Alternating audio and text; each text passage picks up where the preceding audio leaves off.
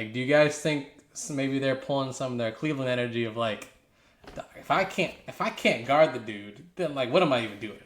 Do you think there's some of that frustration? I think even Jay Williams is calling it out. Like, dude, like, again, Shea's a talented player. Like, he's one of the best players, but like, the product right now is crap.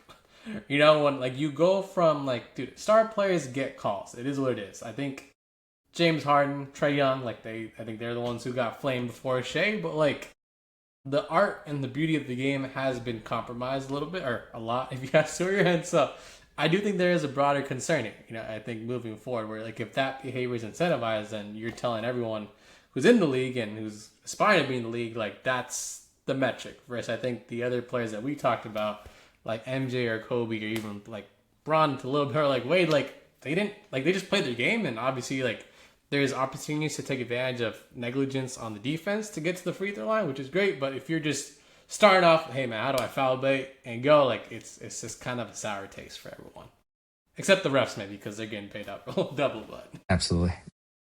Anything else to add on him? Yeah, I mean, I think game 6, hopefully the Spurs, I think, if their best shot to win, they'll get a little bit more home cooking from the refs. And I think their best path forward might be to play the Thunder at their own game and try and muck it up and really slow it down and really kind of force the ref's hand and get the crowd on their side. Because if OKC gets going, like we saw this last game, and they get into a flow, I think just with the fatigue and the lack of endurance that the Spurs have, then we could see a game 6 where the series ends.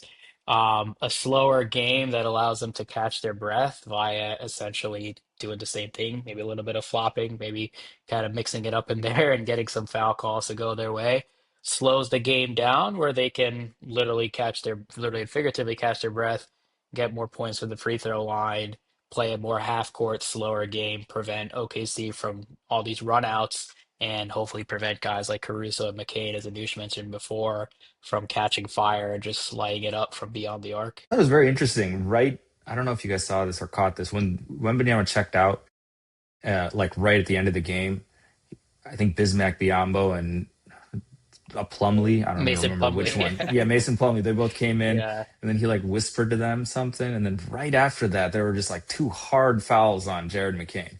It's almost like it's like, all right, you guys come in for these couple of minutes. Let's try to take one of these guys out, and they tried. I mean, it was dirty. I remember there was a Dallas Mavericks San Antonio Spurs series from way back in the day, probably like 20 years ago. Eduardo Nahara came off the bench and just immediately threw down Manu Ginobili. Just threw him down. It's like, all right, I'm not gonna play. I might as well do something meaningful and take down the other team's top two player. So I felt like there was something going on there, and it was pretty obvious that I mean, I noticed there was some whispering going on, even just watching thousands of miles away. You know what I mean? And then it happened. So I don't know if you guys caught that, but Spurs are pretty buttoned up. They try to do things the right way, pop, all that. Duncan doesn't to speak up, all that. But now you have Victor Wembanyama like trying to orchestrate some shady shit. I mean, very unlike the Spurs. I don't know if you guys saw that or what you guys had to say about